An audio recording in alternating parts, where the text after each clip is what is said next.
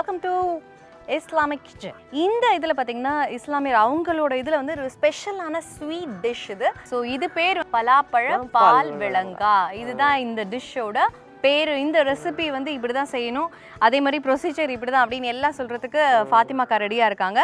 Okay, first வந்து இதுக்கு எவ்வளோ குவான்டிட்டி தேவை ஃபாத்திமாக்கா? இது வந்து 1/2 கிலோ மாவு, அரிசி மாவு எடுத்து சுடுதண்ணியை ஊற்றி பிசைஞ்சுக்கிறணும். பஞ்சு போல் பிசைஞ்சு இப்படி வச்சுக்கிட்டு சிறுசா அந்த உருண்டை போட்டு வச்சுருக்கோம்ல, ஸோ இது எப்படி சின்ன சின்னதாக திரட்டி மினி மினியாகும். இது இன்னும் இதாக இருக்குல்ல, கொஞ்சம் பச்சை மாவு இருக்குல்ல, பிணையாத அரிசி மாவை வந்து தூவி விட்டோம்னா ஒன்றோட ஒன்று இது ஒட்டாது.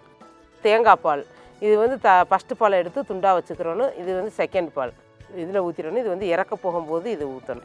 ஓகே, அதாவது பலாப்பழ பால் விளங்காக்கு நம்ம என்னென்ன தேவைன்னு பார்த்துட்டோம். இப்போ ஃபஸ்ட்டு வந்து பார்த்தீங்கன்னா அடுப்பை ஆன் பண்ணிவிட்டு வானலி நல்லா ஹீட் ஆனதுக்கப்புறமா நெய் இதுக்கு எவ்வளோ தேவையான அளவு அவங்க வீட்டுக்கு ஏற்ற மாதிரியா? ஆமாம். இப்போ இந்த ஏலக்காவை இடிச்சு போடுவாங்க, நீங்கள் அப்படியே முழுசாவே போடுவீங்களா? பிச்சு போட்டு விட்டுருவோம்.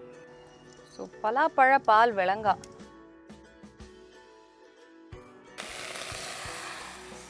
ஸோ நெய் ஊற்றி ஏலக்காய் போட்டதுக்கப்புறமா ரெண்டாவதாக வச்ச பால், ரெண்டாவதாக எடுத்த தேங்காய் பாலை வந்து ஊற்றியாச்சு.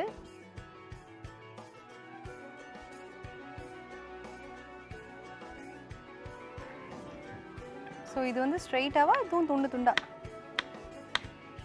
அடடே, இப்போ சில பழம்லாம் ரொம்ப எலசா இருக்கும். இப்போ இது வந்து இப்போ நம்ம ஒவ்வொரு பழத்துகள்லையும் ஒவ்வொரு வந்து கெட்டியாக இருக்கும். கழிஞ்சிருச்சுன்னா லைட்டாக ரேஸ் ஆயிரும். கனியலைன்னு சொன்னோம்னா ஒன்றும் கெட்டியாக இருக்கும். இந்த ஹார்ட்னஸ் வந்து உங்களுக்கு இருக்காது. அதனால எப்போவுமே பழம் பார்த்தீங்கன்னா கொஞ்சம் இந்த மாதிரி இருக்கணும். ஆமாம், இந்த மாதிரி இருந்தால் ரொம்ப நம்ம இந்த பலாப்பழ பால் விளங்கா பண்ணுறதுக்கு ஈஸியாக இருக்கும். ஈஸியாக இருக்கும். இப்போ இதுக்கு எத்தனை பலாப்பழம் எடுத்துருக்கோம் நம்ம? ஒரு 3 4 அப்படி 4 பலாப்பழம். 4. இந்த இது கொதிச்சிருச்சு. இந்த பால் வந்து உருட்டி வச்ச இந்த அரிசி மாவு உருண்டை, சிறுசாக இருக்கிற உருண்டை சிறுசாக பண்ணிக்கணும், அப்போ தான் சாப்பிடும்போது நல்லாயிருக்கும். அப்படியே அது கொதிக்கட்டும். அது கொதிச்சது பிறகுவே அதை நம்ம முக்கியமாக கவனிக்க வேண்டியது என்னன்னா, அது போட்ட உடனே கிண்டணும்னு சொன்னோம்னா அது கரைஞ்சிரும். அதான் சைமல்டேனியஸாக இப்போ வந்து பலாப்பழத்தோட கொட்டையெல்லாம் எடுத்துட்டு நல்லா சாப் பண்ணி குட்டி குட்டியாக சாப் பண்ணி நம்ம வச்சுக்கலாம். ஸோ இதில் வந்து வேற ஏதாவது பழம் போடலாமா? வேறு பழம் போடணும் இல்லை. ஓகே, ஆனால் பலாப்பழம் போடாமல் வெள்ளத்தில் செய்யலாம். ஓஹோ, வெள்ளத்தில் வெறும் இந்த அரிசி மாவோட இது போட்டு செஞ்சு தேங்காய் பூ சுரண்டி போடணும். அரைச்சி போடக்கூடாது. ஓ, சுரண்டி போடணும். நம்ம ஊரில் முக்கியமாக பார்த்தீங்கன்னா இந்த மாதிரி குட்டி குட்டியாக நம்ம வந்து இந்த உருண்டையெல்லாம் எதுக்கு எடுப்போம்னா குலாப் ஜாமுனுக்கு தான் எடுப்போம். ஏதாவது ஒரு ஃபங்க்ஷனாக ஈஸியாக செய்கிறது, அதுவும் ரெடி மிக்ஸ் வாங்கி குலாப் ஜாமுன் செஞ்சு சாப்பிட்ருவாங்க. அதுவும் இது வந்து அரிசி மாவில் வந்து அந்த குட்டியாக அந்த சிறு சிறு உருண்டையை போட்டு அதில் பலாப்பழம், நெய், அப்புறமா முந்திரி, திராட்சை இதெல்லாம் போட்டு பலாப்பழ பால் விளங்கா, இதுதான் எனக்கு ஃபாத்திமாக்கா செஞ்சு கொடுத்துட்ருக்காங்க. அதை தான் நீங்களும் பார்த்துட்ருக்கீங்க. இப்படிலாம் ட்ரை பண்ணி டிஃப்ரெண்ட்டாக உங்கள் வீட்டில் இருக்கிறவங்களாம் இம்ப்ரெஸ் பண்ணி பாருங்கள். நிஜமாவே ஹெல்த்தி ஃபுட்டு, ஆரோக்கியமான உணவு ஸ்வீட்லேயும் இருக்குன்றதை இப்போ தான் நான் பார்க்குறேன். ஓகே, இப்போ இது வந்து கொதிச்சிடுச்சா?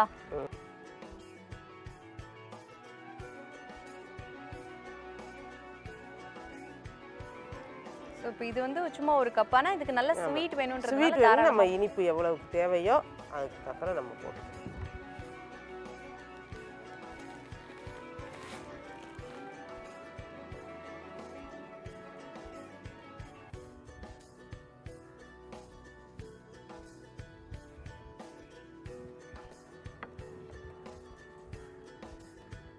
இந்த பாருங்க, பலாப்பழத்தை நம்ம இப்போ போட்டுடுறோம். ஓ, ஓகே.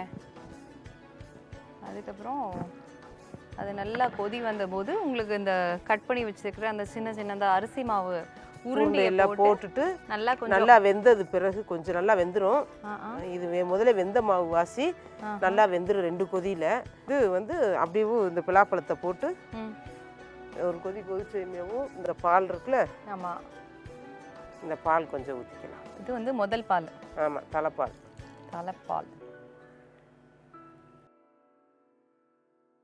ஆமாம், இந்த கரண்டி வந்து சட்டியில் மட்டும் தான் படணும்.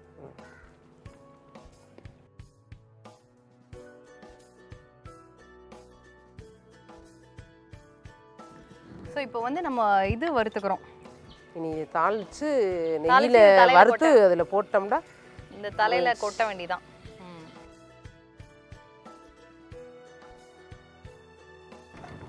ஸோ ஸோ அடுத்து நல்ல கொதிக்கிற நெய்யில் முந்திரி பருப்பை போட்டு இப்படி வாட்டி எடுத்திருக்காங்க.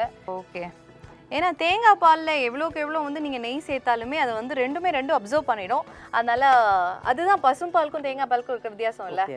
ஏன்னா பசும்பாலில் நீங்கள் நெய் ஊற்றுனீங்கன்னா மேலே அப்படியே நல்லா தெரியும், ஒரு லைட் கலராக மிக்ஸ் ஆகாது. கரெக்ட், ப்ளூ கலராக மாறிடும். பசும்பால் ஊற்றுனோம்னா ப்ளூ கலராக மாறிடும். எனக்கு அந்த எக்ஸ்பீரியன்ஸ் இருக்கு. ஸோ இப்போ நம்ம பார்த்தோன்னா முழுக்க நம்ம வந்து தேங்காய் பாலில் பண்ணியிருக்கோம் இந்த டிஷ்ஷு. பலாப்பழ பால் விளங்கா எப்படா என் கையில் வரும்னு இருக்கு, அவ்வளோ மணக்குது. மண்மணக்கும் சமையல் இஸ்லாமியர் அவங்களோட கம்யூனிட்டியில் சூப்பர்பான ஒரு ஸ்வீட் டிஷ்ஷை தான் இன்னைக்கு ஃபாத்திமாக்கா நம்மளுக்கு செஞ்சு கொடுத்துருக்காங்க.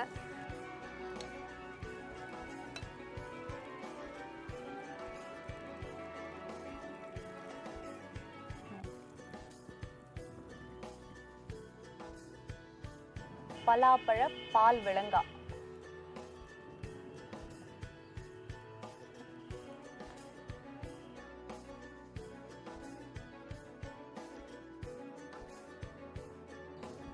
நீங்க ஃபுல்லாவே போடுங்க. பலாப்பழ பால் விளங்கா, ஹவு டு டூ திஸ் அப்படின்றது நீங்க வீடியோ பாருங்க. But how to eat this அப்படின்னா என்ன பாருங்க. இந்த மாதிரி ஏதாவது ஊட்டி விட்டா கண்ணை மூடிட்டு வாங்கிக்கோங்க.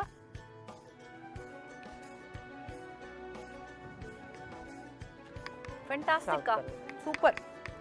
ஸோ நீங்கள் பார்த்தீங்கன்னா நம்ம இந்த இஸ்லாமிய சமையலில் வந்து நிறைய வெரைட்டிஸ் பார்த்துட்ருக்கோம். அந்த வகையில் இது பலாப்பழ பால் விளங்கா எப்படி இருக்குன்னா அப்படி இருக்குது.